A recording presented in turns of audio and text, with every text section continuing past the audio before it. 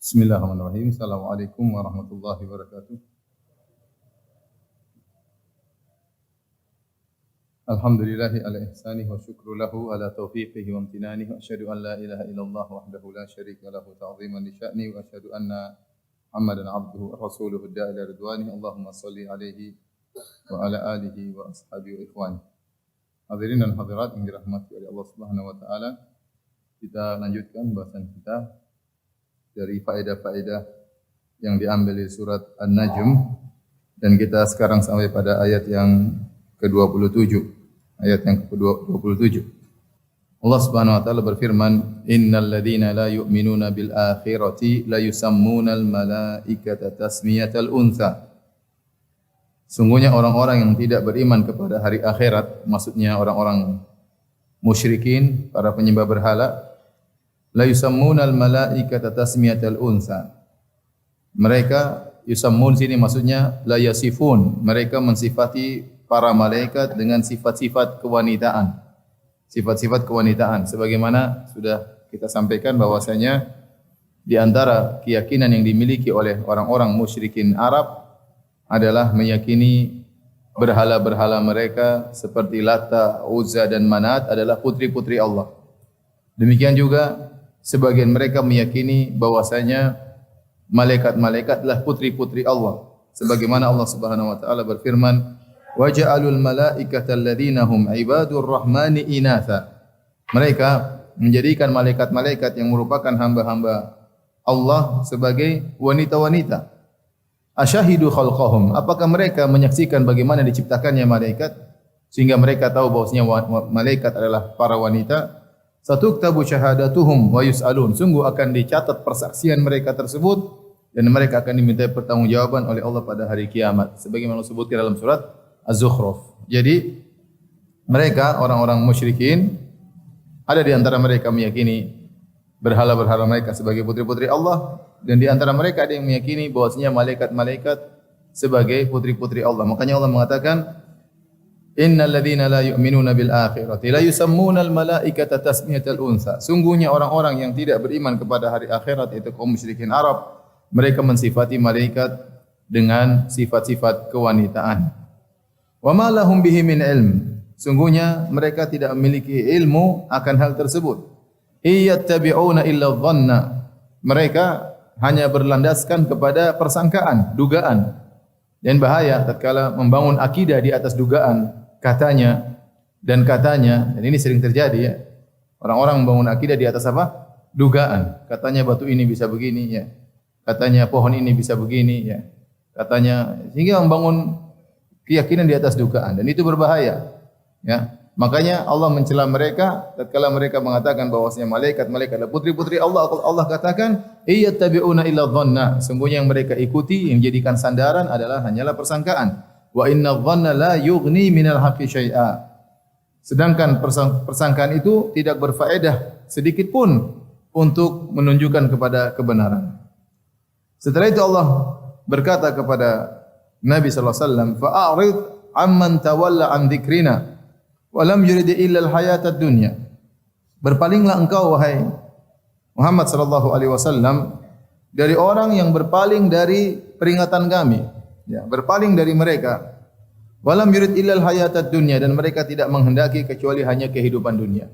Ya, pikiran mereka orang musyrikin hanyalah kehidupan dunia, dan mereka tidak ingin mendengar Al-Qur'an. Mereka tawalla, mereka lari dari Al-Quran karena Al-Quran mengingatkan tentang hari akhirat, dan mereka tidak mau pikir tentang hari akhirat. Sungguhnya memikirkan hari akhirat membuat mereka resah dan gelisah. Makanya sebagian orang tidak mau ya mendengar pengajian misalnya, tidak mau mendengar, datang ke masjid mendengarkan ceramah misalnya, karena dia sedang sibuk dengan dunia dan tidak ingin diganggu dengan kekhawatiran atas hari akhirat. Ya, maka kata Allah Subhanahu wa taala, "Fa'arid," berpalinglah dari mereka. Berpaling maksudnya jangan kau terlalu pikirkan tentang keselamatan mereka. Karena Nabi SAW tetap menyampaikan dakwah, bukan berarti berpaling ditinggalkan, tidak didakwahi. Para ulama menjelaskan maksud dari firman Allah, "Fa'arid amman tawalla," berpalinglah dari orang yang berpaling dari peringatan kami. Maksudnya jangan terlalu perhatian tentang keselamatan mereka, jangan kau terlalu bersedih dengan keselamatan, dengan mereka tidak selamat. sampaikan dan berpaling dari mereka. Yang penting kau tegakkan hujjah karena mereka memang menjauh dari peringatan kami. Dzalika ma balaghuhum minal ilm. Ya. Itulah ya sejauh-jauh pengetahuan mereka tentang ilmu. Maksudnya ilmu mereka yang mereka fokuskan hanya ilmu tentang dunia. Ibnu Athiyah dalam Al-Muharrar Al-Wajiz dalam tafsirnya rahimahullahu taala menyebutkan ilmu ada dua, ada ilmu yang berkaitan dengan dunia, ada ilmu yang berkaitan dengan apa? Akhirat. Yang ada ilmu yang kalau kita pelajari bermanfaat di dunia dan ada ilmu yang kalau kita pelajari bermanfaat pada akhirat. Dan dalam Islam dituntut untuk belajar dua-duanya karena Nabi SAW bersabda, "Ihris ala ma yanfa'uk." Semangatlah engkau pada perkara yang bermanfaat bagimu, baik manfaat duniawi ataupun manfaat apa? Ukhrawi. Islam mengajarkan dua-duanya. Silakan cari manfaat dunia, silakan cari manfaat akhirat dan kita selalu berdoa, Rabbana atina fid dunya hasanah wa fil akhirati hasanah wa qina adzabannar. Ya Allah, berikanlah kami kebaikan dunia, kebaikan di akhirat, jauhkan kami dari neraka jahanam. Tetapi orang-orang kafir, dzalika mablaghuhum minal ilm. Ilmu mereka hanya terfokus pada ilmu dunia. Ya. Adapun ilmu berkaitan dengan akhirat mereka kosong, nol, ya. Tidak ada sama sekali, tidak ada sama sekali. Maka seandainya kalau mereka pakar dalam ilmu dunia, ya wajar karena mereka memang fokusnya ke situ. Ya. Kita orang Islam juga berpacu dengan mereka, harus juga pakar tentang dunia. Tetapi dunia tersebut tidak boleh membuat kita lupa dengan apa? Akhirat. Adapun mereka fokus kepada ilmu dunia, bahkan Allah mengatakan, "Dzalika ma balaghuhum min ilm." Kehidupan dunia itulah puncak dari ilmu mereka. Puncak dari ilmu mereka tentang ilmu dunia, tidak pikir tentang masalah akhirat. Sebenarnya sebagian mereka pakar tentang masalah kedokteran luar biasa, tapi enggak mikir akhirat sama sekali. Sungguhnya yang bermanfaat bagi mereka di akhirat adalah ilmu yang membuat mereka ingat tentang akhirat.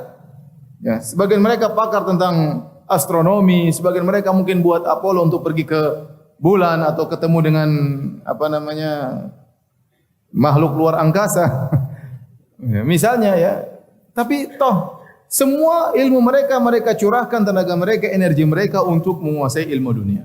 Tapi mereka tidak tahu tentang ilmu akhirat sama sekali. Tidak tahu bahwasanya mereka lupa bahwasanya di balik kehidupan ini ada kematian, setelah itu ada kehidupan yang abadi. Maka ini berbahaya, jangan sampai seorang hanya fokus dengan ilmu dunia yang membuat dia lalai dari adanya hari akhirat. Kemudian kata Allah Subhanahu wa taala, "Inna rabbaka huwa a'lamu biman dhalla an sabili." Sungguhnya Rabbmu yaitu Allah Subhanahu wa taala, Dia yang lebih tahu tentang orang yang tersesat dari jalannya, wa huwa a'lamu biman ihtada, dan Dia yang lebih tahu tentang orang yang mendapat petunjuk. Allah tahu mana yang sesat dan mana yang mendapat petunjuk. Dan karena Allah tahu mana yang mendapat petunjuk dan mana yang sesat, maka Allah akan berikan balasan kepada masing-masing kelompok tersebut. Yang mendapat petunjuk akan Allah berikan balasan di surga, yang tersesat dari jalan Allah, Allah akan berikan balasan di neraka jahanam. Setelah itu Allah lanjutkan firman-Nya, "Walillahi ma fis samawati wa ma fil ardh." Dan sungguhnya hanya milik Allah apa yang ada di langit dan apa yang ada di bumi.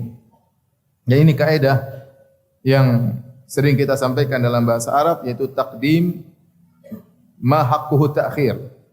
Mengedepankan perkara yang harusnya diakhirkan. Harusnya secara susunan bahasa Arab, ma fis samawati ma fil ardi lillah. Artinya apa yang ada di langit dan apa yang ada di bumi milik Allah, harusnya demikian. Lillahnya diakhirkan harusnya. Ma fis samawati wa ma fil ardi lillah, apa yang di langit dan apa yang di bumi milik Allah. Tetapi lillah, milik Allah ini didepankan. Menjadi lillahi ma fis samawati ma fil ard, yang seharusnya diakhirkan didepankan. Ini dalam bahasa Arab memberi faedah namanya ifadatul hasar atau yufidul hasar, memberikan pembatasan. Sehingga kalau kita artikan dalam bahasa Indonesia, hanya milik Allah, kita tambah hanya. Hanya milik Allah lah apa yang ada di langit dan apa yang ada di bumi. Semua yang ada di alam semesta ini hanya milik Allah Subhanahu wa taala. Ya. Sehingga Dia berhak untuk mengatur apa yang Dia kehendaki dan Dia berhak untuk membalas apa yang Dia kehendaki. Kemudian kata Allah Subhanahu wa taala, liyajziyal ladzina asa'u bima amilu. Agar Allah membalas orang-orang yang berbuat buruk atas apa yang mereka kerjakan, wa yajziyal ladzina ahsanu bil husna. Dan Allah membalas orang-orang yang berbuat kebaikan dengan al-husna, dengan surga. dengan surga. Coba kita artikan secara bahasa Indonesia, walillahi ma fis samawati wa ma fil ardi liyajziyal ladzina asa'u bima amilu wa yajziyal ladzina ahsanu bil husna. Hanya milik Allah apa yang ada di langit dan apa yang ada di bumi, agar Allah membalas orang-orang berbuat kesalahan dengan neraka jahanam dan membalas orang-orang berbuat kebaikan dengan surga. Li di situ, agar di situ dalam bahasa Arab namanya lamul aqibah. Lamul aqibah yaitu apa bahasa Indonesianya? Yang menunjukkan kesudahannya seperti apa. Beda misalnya kalau saya berkata, akul li asba dalam bahasa Arab. Aku makan supaya aku kenyang. Lam itu namanya lamul kai, yaitu supaya aku kenyang makanya aku makan. Aku makan supaya aku kenyang. Jadi tujuan aku makan adalah untuk apa? Kenyang. Lam itu namanya lamul kai.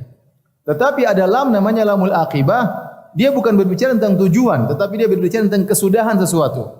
Contoh perkataan seorang penyair, lidu lil maut, lahirlah kalian menuju untuk kematian. Untuk kematian maksudnya bukan lahir untuk mati, tetapi orang lahir pasti ujungnya apa? Mati. Itu namanya lamul aqibah.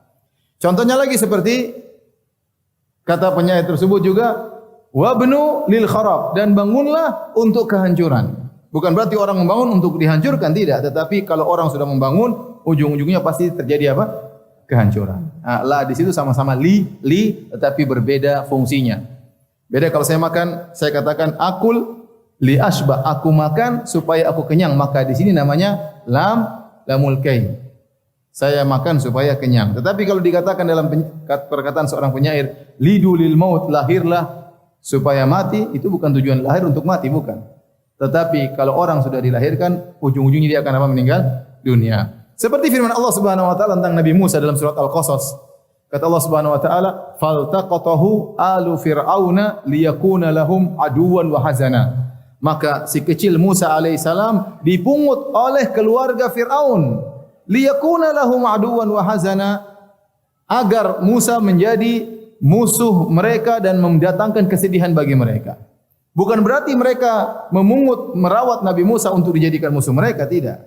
Tapi lam di situ maksudnya ujungnya nanti ternyata anak yang mereka pungut ini menjadi musuh mereka dan mendatangkan kesedihan bagi mereka. Itu namanya lamul aqibah. Makanya antum belajar bahasa Arab ya, biar saya enggak susah jelaskan. Qadarullah di depan saya kayak antum begini mulai. Harus belajar bahasa Arab. Kalau ada waktu harus belajar bahasa Arab biar antum bisa cepat pintar. Kalau enggak tahu bahasa Arab, bahlul terus ya. Taib. Sama Allah mengatakan walillahi ma fis samawati ma fil ard. Allah cipta semua yang ada di langit dan di bumi adalah milik Allah. Yang kesudahannya adalah Allah akan membalas. Allah melihat mereka, maka yang baik akan dibalas dengan surga, yang buruk Allah balas dengan apa? Neraka jahanam ya. Maka liyajziya li di situ kata para ulama namanya lamul aqibah. Taib, timbul pertanyaan, siapakah orang-orang yang dibalas dengan al-husna? Kata Allah Subhanahu wa taala, wa yajziyal ladzina ahsanu bil husna. Agar Allah membalas orang-orang yang berbuat baik dengan surga. Siapa orang berbuat baik ini? Maka Allah jelaskan sifatnya, alladzina yajtanibuna kaba'iral itsmi wal fawahisha illa lamam. Yaitu orang-orang yang menjauhkan diri mereka dari dosa-dosa besar dan al-fawahish illa lamam, kecuali al-lamam mereka tidak bisa meninggalkannya. Kecuali al-lamam mereka tidak bisa meninggalkannya. Taib, ini ciri-ciri penghuni surga. Yang pertama, menjauhi dosa-dosa besar. Allah tidak mengatakan orang-orang yang tidak melakukan dosa besar, bahkan menjauhi. Menjauhi lebih sempurna daripada tidak melakukan. Ada orang mungkin tidak melakukan tapi dia nyerempet-nyerempet. Ini benar-benar dia jauhi. Kalau dia menjauhi zina, maka dia menjauh dari zina. Ya. Kalau dia menjauhi riba, maka dia benar menjauh dari riba. Dia berusaha menjauh, jangan sampai ada kecipratan dari dosa besar sama sekali. Ini ciri-ciri orang penghuni surga. Makanya Allah menggunakan kata alladzina yajtanibun. Ijtinab artinya menjauhkan diri. Ya. Al-kabair, apa itu dosa besar? Dosa besar adalah dosa yang diancam dengan neraka secara khusus. Semua dosa diancam dengan neraka, tetapi terkadang sebagian dosa disebutkan secara khusus diancam dengan neraka jahanam. Maka itulah dosa besar. Adapun al-fawahish, kata sebagian ulama, al-fawahish dia juga dosa besar, tetapi khusus kepada perkara-perkara yang ada hukum hadnya. Yang ada hukum hadnya, seperti mencuri, seperti berzina, seperti praktek homoseksual misalnya, ya. Ini ada hukum-hukum hadnya, disebut dengan fawahish. Ya. Ini pendapat. Kabair, kabirah, dosa besar, yaitu semuanya dosa besar, fawahish juga dosa besar. Tetapi dikhususkan kabirah, yaitu yang diancam dengan neraka jahanam. Barang saya melakukan demikian maka neraka. Barang saya melakukan demikian adalah neraka. Aku melihat seorang di neraka karena begini-begini. Nah, itu berarti dosa besar. Dosa besar. Fawahish yaitu yang diancam dengan hukum had, mencuri dipotong, kemudian menuduh orang wanita yang baik-baik didera misalnya, ya. Ini pendapat. Pendapat yang lain mengatakan, ya, semuanya termasuk dari kabair, tetapi yang fawahish adalah perbuatan-perbuatan yang keji yang menurut logika seorang itulah perbuatan yang buruk. Ada dosa-dosa besar yang kita tidak tahu dengan logika kita, tetapi syariat menjelaskan. Contoh, seperti seorang salat tanpa wudu, ini dosa besar. Salat tanpa wudu. Tapi dari mana kita tahu dosa besar? Karena syariat melarang seperti itu. Tidak boleh salat tanpa wudu. Tapi banyak perbuatan-perbuatan yang haram yang meskipun tidak ada dalil, kita tahu itu perbuatan keji, seperti zina, kita tahu tidak benar, ya. Contohnya seperti mencuri, mengambil barang orang, kita tahu tidak benar.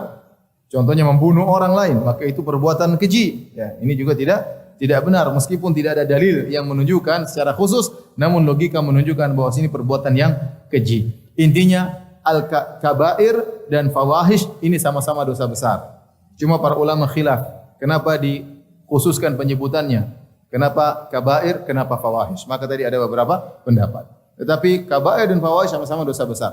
Kata Allah, ciri-ciri penghuni surga, mereka menjauhkan diri dari kabair dan fawahish. Illa lamam, kecuali al-lamam, mereka tidak bisa meninggalkannya. Apakah al-lamam? Maka ada khilaf di kalangan para ulama. Secara umum banyak pendapat, tapi terfokus pada dua pendapat. Pendapat pertama mengatakan al-lamam adalah dosa-dosa kecil. Dosa-dosa kecil. Siapa yang bisa lolos dari dosa-dosa kecil? Enggak ada yang bisa lolos. Rasulullah sebutkan contoh dosa kecil, misalnya memandang yang haram, menyentuh yang haram, ya. Misalnya mencium yang haram, ya. Ini dosa-dosa kecil, tidak sampai pada derajat apa? Zina. Ya. Banyak orang tidak bisa menghindar dari hal tersebut. Ya. Ini pendapat. Illa lamam, kecuali dosa-dosa kecil. Nah, kalau al-lamam diartikan dengan dosa-dosa kecil, maka istisna di sini pengecualian disebut dengan istisna munqati, bahasa Arab lagi. Makanya belajar nahwu antum. Ya, istisna munqati maksudnya apa? Maksudnya yang dikecualikan bukan bagian dari yang awal. Contohnya saya mengatakan, datang para murid di kelas seluruhnya kecuali Budi. Budi adalah murid. Maka ini namanya istisna muttasil, yang dikecualikan dia adalah bagian dari mustasna minhu, dia bagian daripada yang disebutkan pertama. Datang seluruh murid kecuali Budi. Budi murid atau bukan? Murid. Ini namanya pengecualian yang bersambung. Ada pengecualian tidak bersambung, terputus. Saya mengatakan datang seluruh murid di kelas kecuali Pak Hansip misalnya. Pak Hansip bukan murid, tetapi dia tidak datang di kelas. Ini namanya pengecualian yang terputus. Paham? Contohnya seperti firman Allah Subhanahu wa taala tentang iblis, ya. Wa idh qulna lil malaikati isjudu li adama fasajadu illa iblis. Tatkala kami berkata kepada malaikat sujudlah kepada Adam, seluruh malaikat sujud kecuali iblis. Iblis malaikat bukan? Bukan. Itu namanya pengecualian yang terputus, paham? Nah, sama dengan ayat ini, siapa orang-orang yang mau surga? Yaitu orang-orang yang menjauhkan diri dari dosa-dosa besar kecuali dosa kecil. Dosa kecil berarti bukan termasuk dari dosa besar. Maka pengecualian namanya istisna munqati, terputus. Ini pendapat sebagian ahli tafsir. Yang dimaksud dengan lamam adalah dosa-dosa kecil yang setiap orang tidak bisa menghindar darinya, maka Allah akan ampuni dosa-dosa tersebut dan itu tidak menghalangi dia untuk masuk surga. Makanya kata Allah Subhanahu wa taala, ya, in tajtanibu kaba'ira ma tunhauna anhu nukaffir ankum sayyi'atikum wa nudkhilakum mudkhalan karima. Kata Allah Subhanahu wa taala, kalau kalian meninggalkan dosa-dosa besar, ya, yang kalian dilarang, maka kami akan menghapuskan dosa-dosa kecil kalian. Jadi seorang berusaha jangan sampai dalam kehidupan ini terjerumus dalam dosa-dosa besar. Kalau dia selalu menghindari dosa-dosa besar, maka jika terjerumus dalam dosa-dosa kecil, maka sangat kemungkinan besar Allah akan menghapuskan dosa-dosa kecilnya tersebut yang tidak bisa dihindari.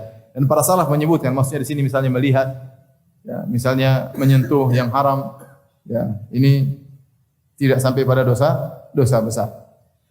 Tafsiran yang kedua, bahwasanya yang dimaksud dengan lamam adalah dosa besar yang pernah dilakukan oleh mereka, kemudian mereka tidak pernah mengulangi lagi.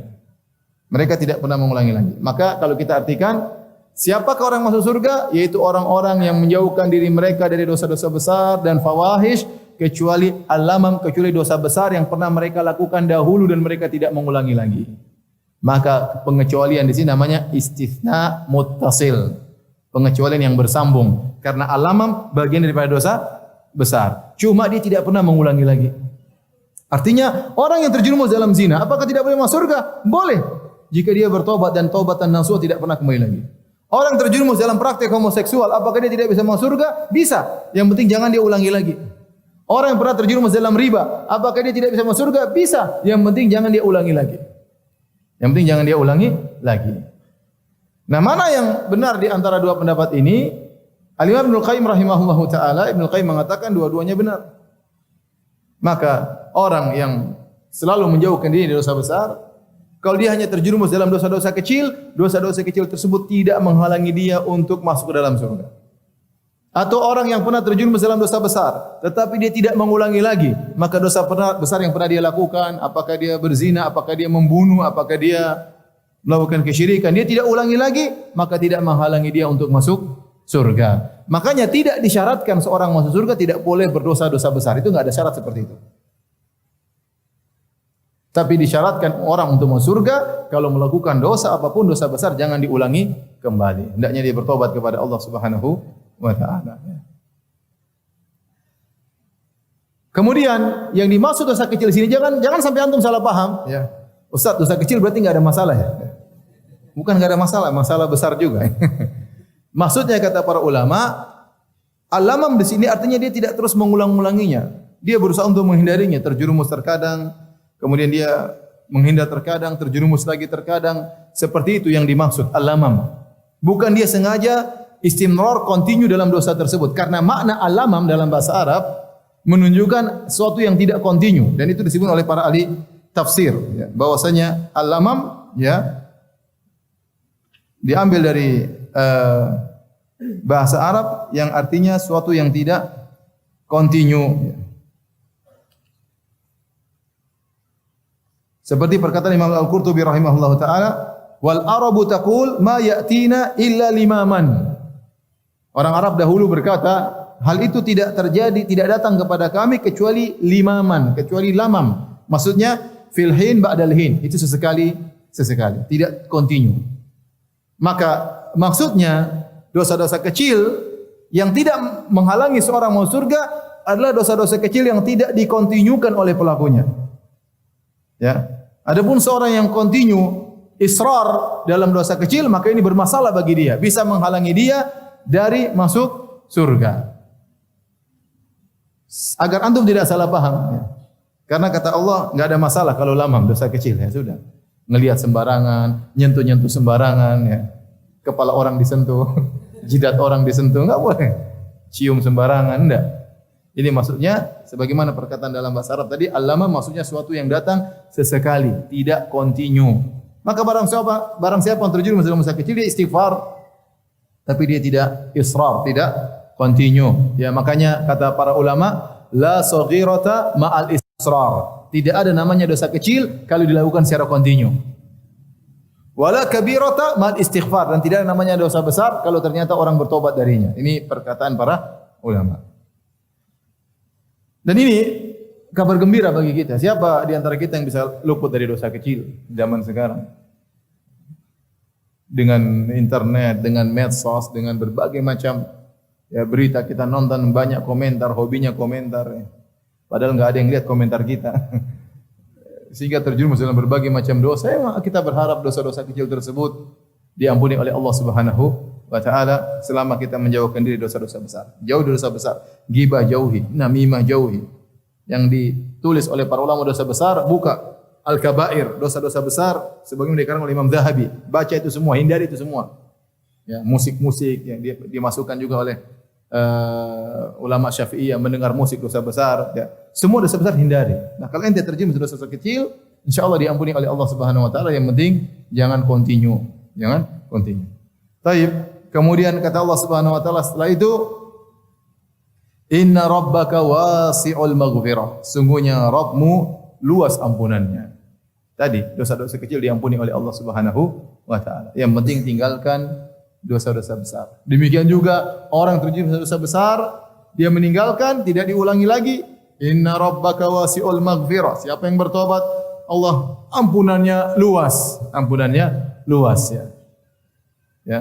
Huwa ahlut taqwa ahlul maghfirah. Kata Allah, dialah Allah yang berhak untuk ditakwai dan dialah Allah yang berhak ya untuk memberi ampunan. Sampai seorang penyair berkata, "Ya Allah, kalau aku tidak pantas untuk meminta ampun, tapi Engkau maha pantas untuk mengampuniku.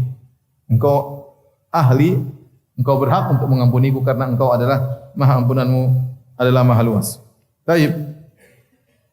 Kemudian Allah berfirman, "Huwa a'lamu bikum id ansha'akum minal ardi wa id antum ajinnatun fi butuni ummahatikum." Dialah Allah yang tahu tentang diri kalian. Bukan cuma sekarang Allah tahu tentang kalian. Waktu Allah ciptakan kalian dari bumi, dari tanah, waktu kalian masih nenek moyang kalian Adam alaihissalam. Asal muasal kalian Allah tahu, karena menciptakan semuanya. Jangankan kondisi kalian sekarang, kata Allah. Waktu kalian belum ada, masih nenek moyang kalian Adam, Allah tahu. Wa id antum ajinnatun fi butuni ummahatikum. Dan waktu kalian masih dalam fase kehidupan sebelumnya sebagai janin dalam perut ibu-ibu kalian, Allah juga tahu kondisi kalian. Apalagi sekarang tatkala keluar di atas muka bumi, nampak oleh semua orang, ya. Allah juga tahu semuanya. Jangan sampai kalian merasa ada perkara yang Allah tidak tahu dari kalian. Bahkan bukan sekarang aja, waktu kalian masih belum ada, masih hanya nenek moyang kalian Adam, Allah juga tahu. Ya, tatkala kalian masih dalam janin, belum bisa apa-apa, 9 bulan dalam perut ibu kalian, Allah pun tahu bagaimana kondisi kalian. Ya, bagaimana perubahan kalian hari demi hari, Allah tahu. Kemudian apalagi setelah kalian keluar, maka Allah berkata, "Fala tuzakku anfusakum." Jangan kalian merekomendasi diri kalian. Tazkiyah yaitu merekomendasi. Jangan kalian merekomendasi diri kalian. Huwa a'lamu bimani taqwa. Allah lebih tahu siapa yang bertakwa. Tidak usah bilang saya orang bertakwa. Ya, siapa yang bilang ente orang bertakwa? Yang tahu ente bertakwa atau tidak siapa? Allah Subhanahu wa taala. Maka dilarang seorang mentazkiyah dirinya. Ya. Dan fala tuzakku anfusakum, janganlah kalian apa di sini arti bahasa Indonesianya? Jangan kalian mengatakan dirimu suci. Ini diartikan oleh para ulama dengan dua tafsiran. Sebenarnya disebut oleh Tahir Ibnu Asyur dalam Tahrir wa Tanwir. Yang pertama, fala tuzakku anfusakum, jangan kalian menganggap diri kalian suci, baik dengan keyakinan ataupun dengan perkataan ataupun dengan isyarat yang menunjukkan seakan-akan kalian wali-wali Allah, kalian orang-orang soleh, tidak perlu. Itu yang tahu hanya Allah Subhanahu wa taala. Atau maknanya, jangan kalian juga merekomendasikan orang lain. Kalian mengatakan si fulan ya diridhoi oleh Allah, si fulan dimuliakan oleh Allah, si fulan masuk surga. Ini tidak ada yang tahu hanyalah siapa? Allah Subhanahu wa taala. Yang tahu hanyalah Allah Subhanahu wa taala. Allah lebih tahu mana yang bertakwa. Baik. Hadirin dan hadirat yang dirahmati oleh Allah Subhanahu wa taala, kenapa diartikan jangan kalian merekomendasikan atau menyatakan orang lain, bukan cuma untuk antum saja, bahkan orang lain juga tidak boleh. Karena kum di situ bisa artinya dirimu, bisa artinya adalah sesama kaum muslimin. Seperti firman Allah Subhanahu wa taala dalam surat Al-Hujurat, kata Allah, "Wala talmizu anfusakum." Jangan kalian mencela diri kalian. Maksudnya jangan sebagian kalian mencela sebagian yang lain. Paham? Saya ulangi, "Wala talmizu anfusakum." Kum itu maksudnya antum. Jangan kalian mencela diri antum. Maksudnya jangan kalian mencela diri antum sendiri, dan jangan mencela sebagian kalian mencela sebagian yang lain, karena kalian seakan-akan satu kesatuan. Sama seperti ini, fala tuzakku anfusakum. Jangan kalian menyatakan merekomendasi diri kalian dan jangan menyatakan orang lain suci. Dalam satu hadis ya, yang diriwayatkan oleh Imam Al-Bukhari rahimahullahu taala, saya bacakan hadisnya. Hadis nomor 2687 ya. tentang wafatnya Utsman bin Maz'un radhiyallahu anhu, seorang sahabat yang terkenal rajin beribadah, ya. Dan dia meninggal di rumah Ummu Atiyah atau Ummul Ala, ya. Kemudian dirawat di rumahnya, akhirnya meninggal dunia.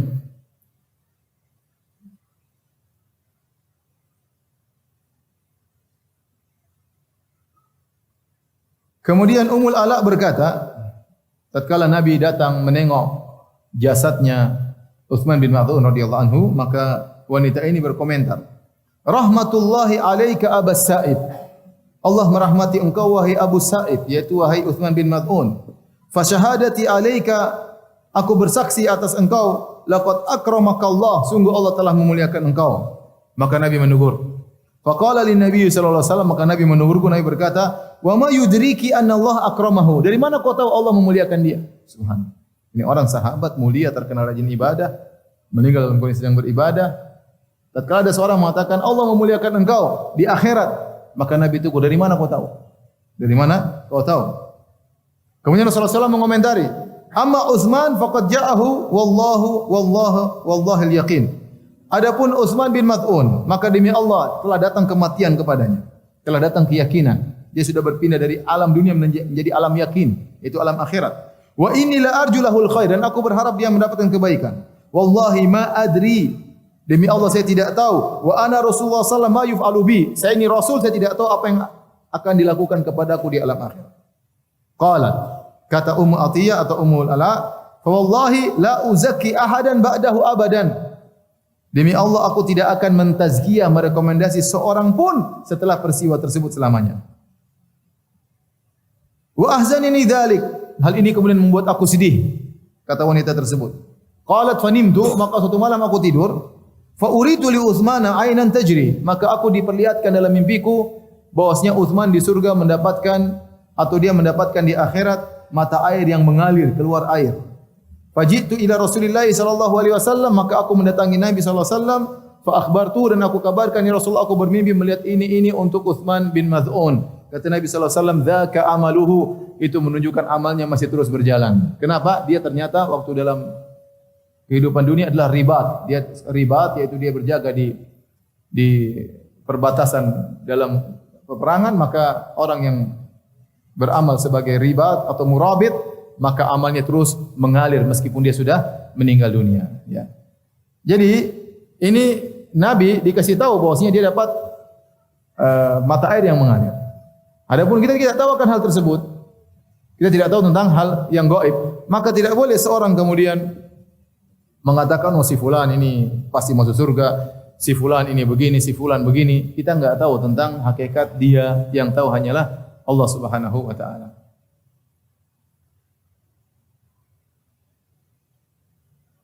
Lihat orang-orang soleh, mereka tidak ada yang pede dengan diri mereka. Apa? Abu Bakar radhiyallahu anhu, dia yang pegang lisannya dan dia berkata, hadzal ladzi awradanil mawarid. Inilah lisanku ini yang telah menjerumuskan aku dalam banyak hal. Itu Abu Bakar ngomong begitu, dan dia orang yang sangat menjaga lisan. Abu Bakar yang orang terbaik setelah Nabi Muhammad sallallahu alaihi wasallam, itu pun dia berkata, dia pegang lisan, dia mengatakan, ini yang buat aku terjerumus. Nah kita coba zaman sekarang udah tidak punya ilmu, komentar terus. Nah, kita repot. Kalau Abu Bakar saja takut dengan dirinya, bagaimana dengan kita yang suka berkomentar, suka memposting, suka membantah, suka nimbrung, ya. Wal musta'an. Tentunya kita lebih tidak terjamin sama sekali. Abu Bakar saja tidak menjamin dirinya bahwasanya dia pasti masuk surga. Umar bin Khattab radhiyallahu anhu, waktu Hudzaifah ibnul Yaman radhiyallahu anhu, Nabi sebutkan, wahai Hudzaifah, si fulan munafik. Sehingga kalau ada yang meninggal di zaman sahabat, orang-orang tunggu Hudzaifah. Kalau Hudzaifah menyolatkannya, berarti dia bukan munafik. Tapi kalau Hudzaifah tidak mau salat, berarti munafik. Karena disebut dengan sahibu sir Rasulullah. Dia adalah orang yang diberi rahasia oleh Nabi sallallahu alaihi wasallam. Suatu hari Umar datang kepada Hudzaifah. Ya Hudzaifah, hal sammani Nabi sallallahu alaihi wasallam minal munafiqin? Wahai Hudzaifah, apakah Nabi menamakan aku, menyebut namaku dari golongan orang munafik? Kata Hudzaifah tidak. Maksud saya, Umar tidak pede. Tidak pede bahwasanya dia pasti masuk surga itu enggak ada dalam kamus kehidupannya, enggak ada. Bahkan dia masih khawatir dirinya termasuk orang-orang munafik padahal dia berjihad, padahal amalnya luar biasa, ya. Padahal Nabi sudah merekomendasikan, Nabi sudah mengatakan Umar fil jannah, Umar di surga. Tapi itu semua tidak menjadikan dia kemudian bangga dan ujub, tidak sama sekali. Padahal Nabi mengatakan, "Malaka ya syaitan, salikan fajjan illa salaka fajjan ghairu fajjik." Ya Umar, tidaklah setan lihat engkau jalan satu lorong kecuali setan akan kabur. Itu Umar juga tidak mengatakan, sayang, setan aja kabur. Kalau ente, setan datang sama ente. Kalau saya, setan kabur. Itu pun tidak menjadikan Umar menjadi ujub. Bahkan waktu Umar akan meninggal dunia, ditikam oleh Abu Lulu al-Majusi. Bayangkan, lagi sholat, ditikam, mati syahid. Ada seorang pemuda kemudian memuji-muji Umar. Ya Umar, engkau begini, engkau begini. Kata Umar, kafafan. Saya hanya berharap itu impas. Artinya apa yang kau sebutkan tadi menyelamatkan aku dari neraka jahanam. Ya, tidak membuat dia ujub sama sekali. Tidak mengatakan, oh iya saya, ya, subhanallah. Ya.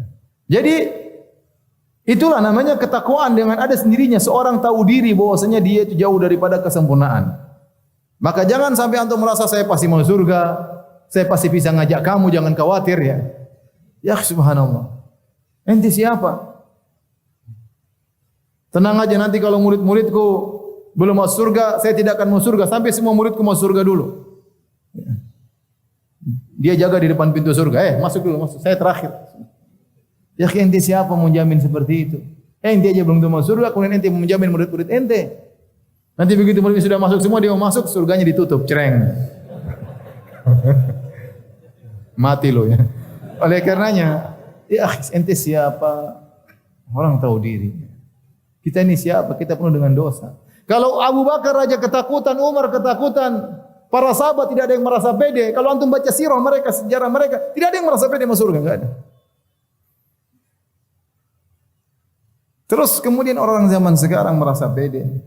Bahkan terkadang dia menjual surga kepada murid-muridnya. Pernah ada orang foto sama dia, orang yakini masuk surga. Foto kalau jarak sekian bayar sekian. Ya. Kenapa dalam isyarat-isyarat perkataannya seakan-akan dia menjamin surga kepada murid-muridnya. Yang penting sama saya, yang penting hormat sama saya, subhanallah. Apa dia ucapkan secara terang atau secara isyarat? Adapun para sahabat mereka tidak demikian. Mereka takut, mereka tidak jamin diri mereka tidak terjamin apalagi terhadap yang lain. Maka Allah mengatakan fala tuzakku anfusakum, jangan kalian mentazkiyah diri kalian, huwa a'lamu biman ittaqa. Allah lebih tahu mana yang lebih bertakwa. Dari sini antum tahu antum tidak boleh ujub, antum tidak boleh merendahkan orang. Antum lihat orang bisa jadi orang tersebut biasa, belum tentu dia lebih rendah di sisi antum daripada antum ya. Antum mungkin boleh terlihat berlebihan dari sisi ilmu, masya Allah antum ngaji penampilan Islami, belum tentu bisa jadi orang di depan antum yang antum lihat antum sepelekan, bisa jadi dia punya amalan luar biasa yang antum tidak ketahui. Ada seorang saya cerita, ya. Jadi seorang orang soleh ini tidur dan dia bermimpi dalam tidurnya bertemu dengan Nabi SAW. Kemudian Nabi mengatakan, pergilah kepada si fulan, ya, berilah kabar gembira kepadanya. Dia terbangun.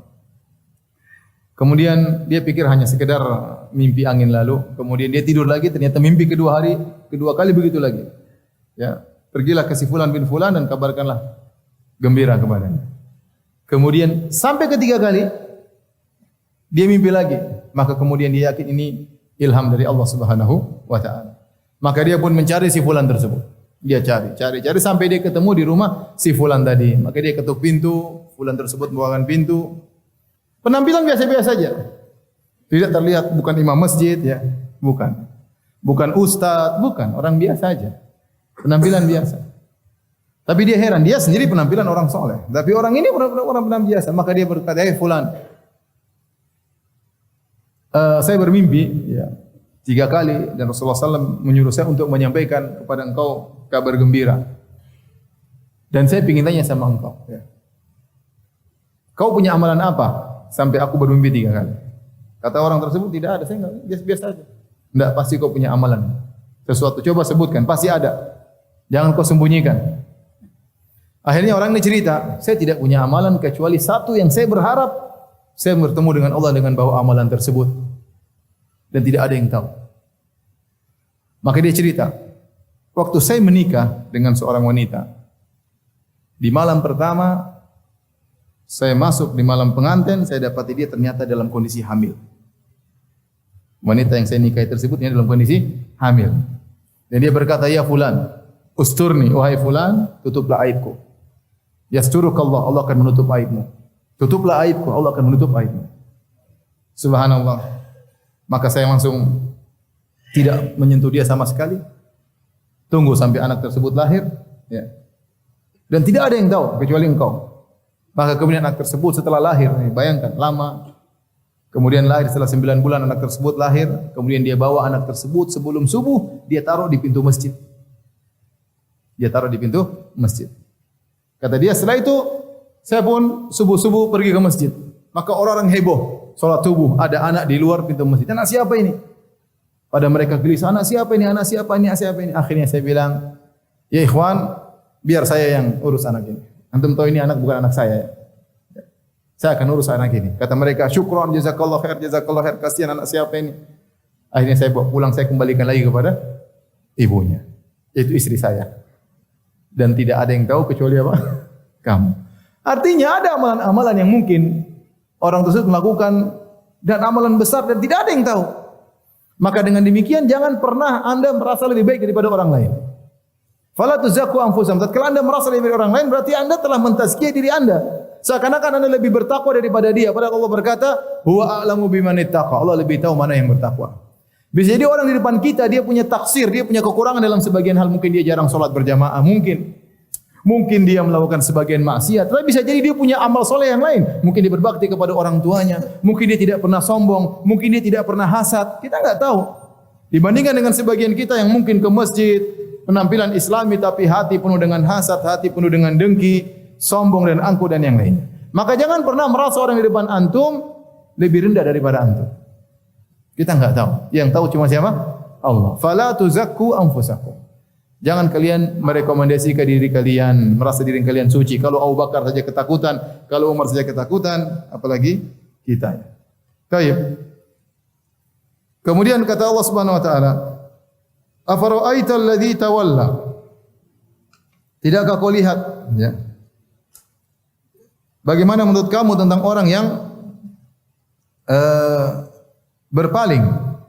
Wa a'ta qalilan wa akda. Dia memberikan sedikit kemudian dia berhenti dari pemberiannya tersebut. A indahu ilmul ghaibi fa huwa yara. Apakah dia punya ilmu gaib dan dia melihat? Ini ayat ya. Para ulama dari penulis buku-buku tafsir, ahli tafsir sepakat bahwasanya ayat ini turun kepada seseorang dari kalangan orang-orang musyrikin. Cuma orang ini siapa? Khilaf di kalangan para ulama. Ya. Ada yang mengatakan fulan, ada yang mengatakan fulan, tetapi kebanyakan ahli tafsir maksudnya orang ini yang dicerca oleh Allah Subhanahu wa taala adalah Walid ibn al-Mughirah. Al-Walid ibn al-Mughirah al-Makhzumi. Kata Allah, "Afara'aita alladhi tawalla?"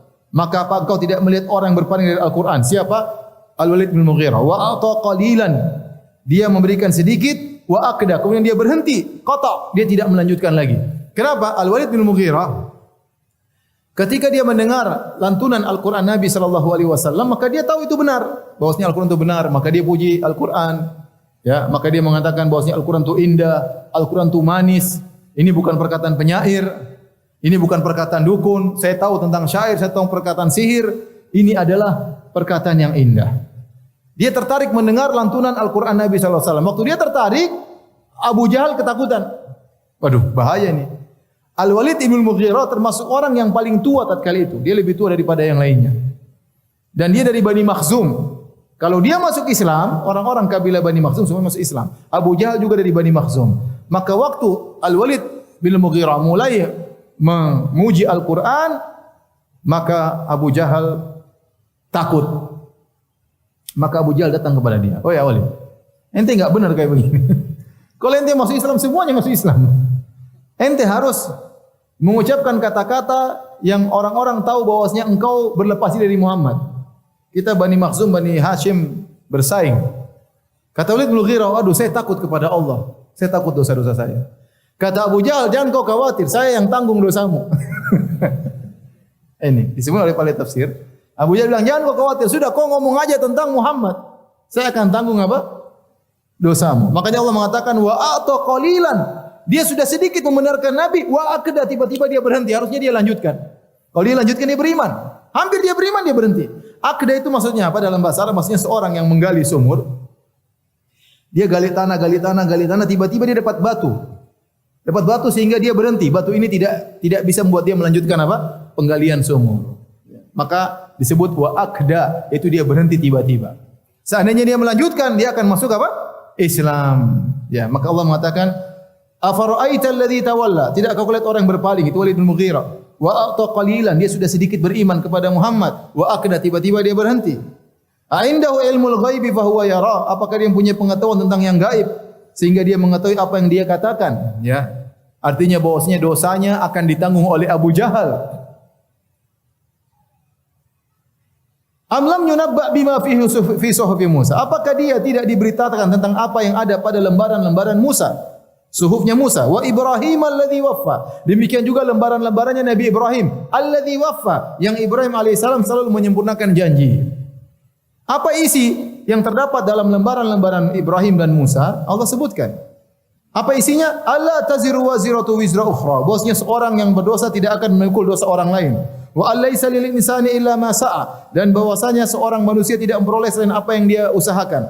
Wa anna sa'yahu sawfa yura, dan bahwasanya usaha itu kelak akan diperlihatkan kepada dia. Summa jazahul jazaa'al awfa, kemudian dia akan diberi balasan dengan balasan yang sempurna. Wa anna ila rabbikal muntaha, dan bahwasanya kepada Tuhanmu lah kesudahan segala sesuatu. Wa annahu huwa adhaka wa abka, dan sungguhnya Allah yang membuat tertawa dan Allah yang membuat menangis. Wa annahu huwa amata wa ahya, dan sungguhnya Allah lah yang mematikan dan menghidupkan. Wa annahu khalaqaz zawjani dzakara wal untha, dan Dia yang telah menciptakan yang berpasang-pasangan laki maupun wanita. Min nutfatin idza tumna, dari air mani yang dipancarkan. Wa anna alaihi nas'atal ukhra, dan Dia akan menetapkan kehidupan berikutnya. Wa annahu wa aghna wa aqna, Dia yang menjadikan kaya dan Dia yang menjadikan miskin. Wa annahu rabbu syi'ra, dan Dialah Tuhan dari bintang syi'ra. Wa annahu ahlaka adanil ula, Dialah Allah yang telah membinasakan kaum Ad. Wa samuda fama abqa, Dia yang telah membinasakan kaum Samud dan tidak disisakan dari mereka. Wa qauma nuhin min qabl, dan Dia yang telah membinasakan kaum Nuh sebelumnya. Innahum kanu hum adlama wa atagha, mereka dulu sangat zalim dan mereka telah berdurhaka. Wal mu'tafikata ahwa, Dia yang telah membinasakan kaum Lut, diangkat kemudian dijatuhkan oleh malaikat Jibril. Faghasyaha ma ghasya, setelah mereka terjatuhkan maka ditutup dengan lemparan-lemparan batu. Fabi ayyi ala'i rabbika tatamara, maka terhadap nikmat Tuhanmu manakah yang kamu ragu-ragu? Hadza nadhirum minan nudhuril ula, inilah Muhammad adalah seorang pemberi peringatan dari pemberi-pemberi peringatan yang terdahulu. Sampai di situ isi yang terdapat dalam suhuf Musa dan suhuf apa? Ibrahim. Suhuf Ibrahim wa Musa. Jadi ternyata Nabi Musa memiliki lembaran-lembaran namanya suhuf. Ibrahim juga memiliki lembaran-lembaran namanya suhuf. Di antara isi suhuf tersebut ini yang Allah nukil dalam surat An-Najm. Tapi kita isya dulu baru kita lanjutkan. Insyaallah, karena saya mau bahas lagi masih panjang, kalau terburu-buru malah kita tidak menikmati faedah-faedahnya. Kita buka tanya jawab ya. Ustaz, Afwan mau bertanya, adik perempuan saya, suaminya sekarang ikut pemahaman sufi atau thariqat yang sejenisnya. Bahkan dari pemahamannya jika datang ke rumah gurunya beberapa kali saja sama dengan umroh atau berhaji. Yang saya mau tanyakan, dia suaminya sering berbicara sudah tidak suka pada istrinya. Apakah kalimat tersebut termasuk kalimat talak? Yang kedua, apakah adik perempuan saya boleh minta cerai karena takut terseret pemahaman tersebut? Adapun yang pertama, bahwasanya pernyataan suaminya tidak suka kepada istrinya itu belum cerai. Cerai kalau dia bilang saya cerai kamu, baru jatuh cerai. Ya, atau kalimat kinayah seperti mengatakan kita tidak bisa lagi serumah misalnya, atau pulang saja ke rumah orang tuamu, ini namanya lafal cerai yang tidak tegas. Kalau diniatkan cerai maka jatuh cerai. Tapi kalau dia tidak niatkan maka tidak jatuh cerai. Tapi kalau dia bilang kamu saya cerai baru jatuh cerai. Adapun mengatakan saya tidak suka lagi sama kamu itu belum cerai. Ada pertanyaan yang kedua, apakah adik perempuannya boleh minta cerai? Ya. Kalau hukum syar'i boleh, ya. Tapi saya rasa itu bukan solusi yang terakhir, ya. Bukan solusi yang pertama, tapi solusi terakhir. Kalau bisa dinasihati, diajak diskusi, didatangkan untuk bertemu dengan ustadz misalnya, diajak dialog ya, maka mudah-mudahan dia sadar dan kembali kepada jalan yang lurus. Ya. Tapi kalau dia tidak berubah, boleh minta cerai. Ya. Karena khawatir nanti anak-anak terpengaruh seperti pemahaman tersebut. Ya. Naik haji nggak usah ke Mekah Madinah, tinggal datang ke rumah gurunya sudah naik haji.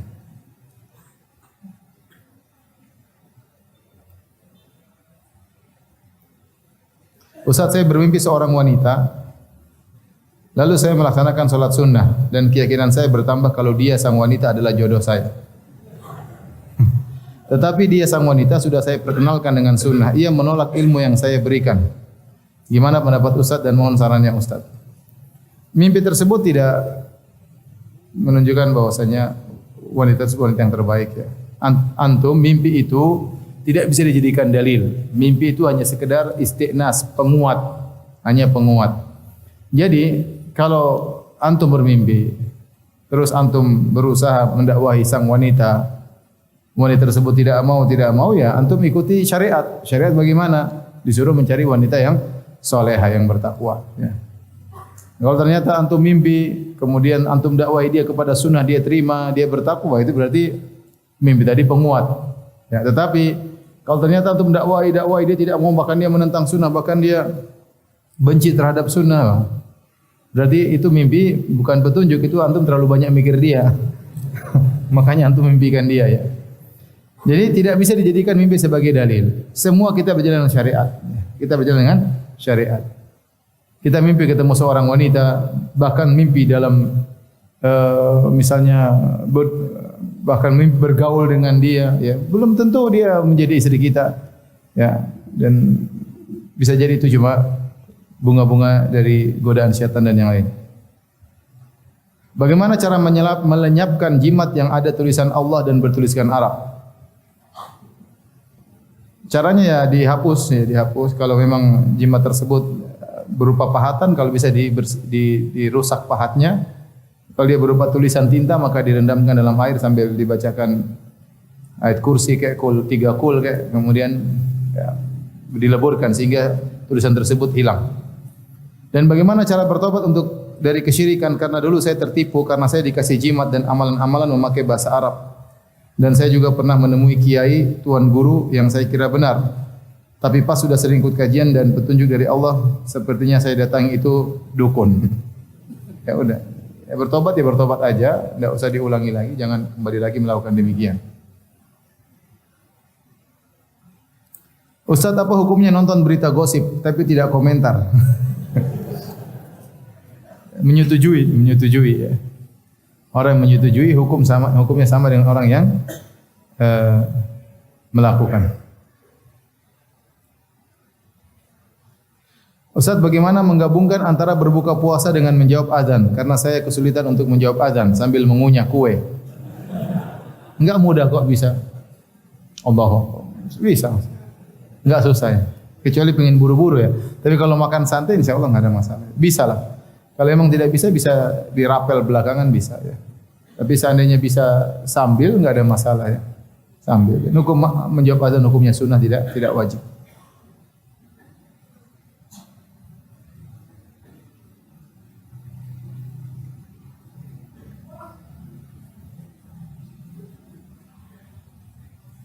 Ustaz, bolehkah seorang laki-laki punya sahabat wanita? Boleh, istrinya. Yang dengan itu dia bisa berbagi cerita, ngobrol, jalan-jalan. Itu namanya pacaran. Karena saya punya teman, ia melakukan hal demikian Ustaz. Dia membuat grup untuk saling bantu kalau ada masalah. Dan juga sering jalan-jalan untuk menikmati ciptaan Allah. Ya semua wanita itu enak dinikmati. Dilihat mendatangkan kenikmatan. Diajak ngobrol mendatangkan kelezatan ya. Tetapi ya jalan-jalan bersama lawan jenis. Setahu saya anggota grup teman saya ini ada 7 orang. 3 orang laki-laki, 4 orang wanita. Apakah boleh demikian? Tidak boleh. Ini haram hukumnya ya. Kalau mau punya hubungan harus dengan cara yang syar'i. Harus cara yang syar'i.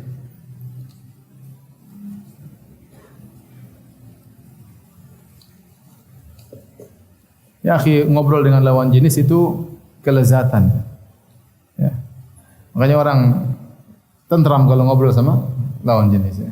Karena ada hasrat, ada syahwat, kita lezat memandangnya ya. Maka Rasulullah SAW melarang hal itu semua.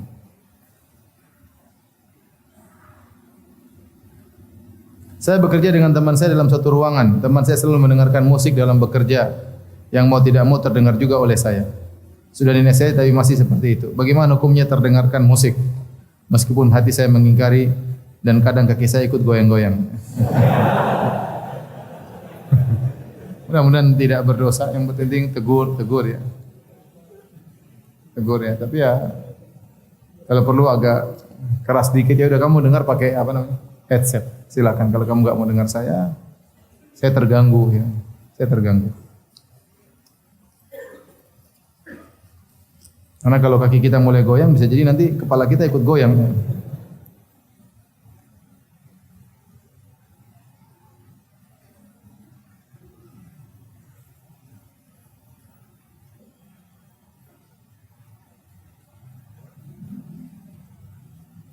Tadi Ustaz menafsirkan al-lamam. Lamam itu maksudnya banyak tafsiran tapi dua tafsiran yang paling kuat yaitu dosa besar yang tidak dilakukan kembali atau dosa kecil yang tidak dilakukan continue. Sekali dilakukan berhenti, sekali lagi dilakukan, maka ini masih ditoleransi oleh Allah Subhanahu wa taala dan bisa diampuni oleh Allah. Adapun yang continue maka tidak boleh.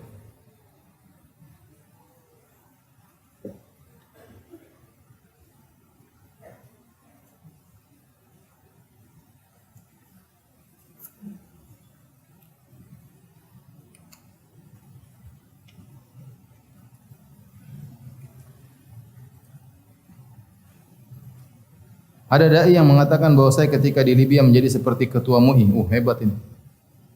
Orang Indonesia jadi ketua MUI di Libya. Saya agak ragu karena orang Arab itu punya ego sendiri. Ya. Kemudian menjadikan orang Indonesia menjadi semacam ketua MUI di sana. Lihat dulu apakah dia dokter atau bukan. Kok bisa jadi ketua apa? Ketua MUI di sana. Saya ragu kalau ada yang mengatakan demikian saya ragu. Tidak semua orang ngomong dibenarkan ya. Seperti ada seorang pernah berkata dia menulis tesis 500 halaman dalam waktu 4 hari. Logis enggak? 500 halaman tesis agama dalam waktu 4 hari. 4 hari berarti 1 hari 125 halaman. Kita kopas aja enggak bisa. Kapan dosen pembimbingnya juga baca? Ya. Risalah apa itu dalam waktu saya aja nulis 4 tahun saya S2 untuk menulis ya. Dalam 4 hari 500 halaman ya saya rasa tidak logis ya. Jadi tidak semua orang bicara kemudian kita benarkan. Paham? Mana mungkin orang tulis tesis 500 halaman 4 hari. Dosennya aja kan harus baca. Setiap tesis itu ada dosen membimbing. Kapan dia mau baca? Kita aja ngetik 100 halaman dalam 1 hari tanpa mikir, capek. Bisa enggak 100 halaman ngetik tanpa mikir? Berat 1 hari. Kecepatan kita mengetik kapan? Ini tesis ya, perlu diteliti, perlu murojaah buku kemudian ya, kecuali dia ambil buku orang dia ganti nama ya itu mungkin. Kemudian kalau orang mendengungkan hal tersebut maka jangan dibenarkan. Kita memang tidak pintar tapi jangan goblok banget. Ya. Masa begitu aja dibenarkan. Contoh seperti ini mengatakan bahwasanya enggak tahu berdasarkan tulisan ini, saya baca ulang. Ada di Indonesia mengatakan bahwa saya ketika di Libya menjadi seperti ketua MUI. Kalau ini seperti ini enggak benar ya. Enggak benar ya. Doktor saja orang Indonesia belum tentu menjadi ketua ulama di sana apalagi cuma esteller misalnya.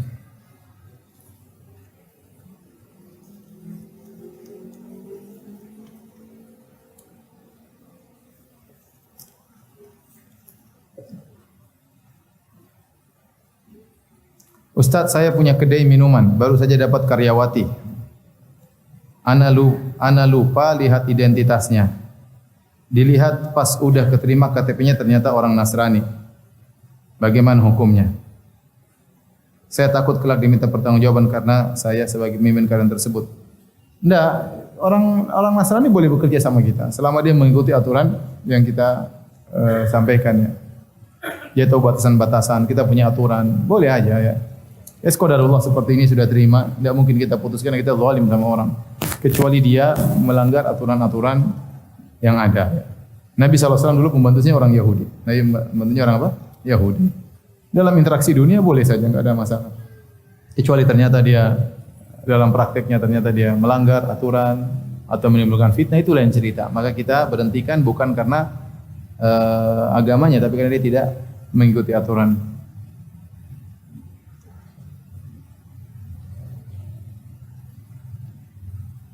Mengapa kajian sunnah diadakan dalam waktu singkat sekitar 1,5 sampai 2 jam?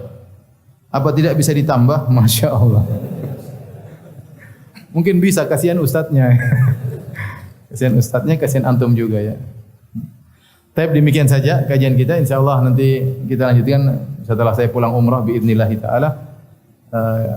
Kita buka fatul majlis. Subhanakallah bihamdika asyhadu an la ilaha illa anta astaghfiruka wa atubu ilaik. Assalamualaikum warahmatullahi wabarakatuh.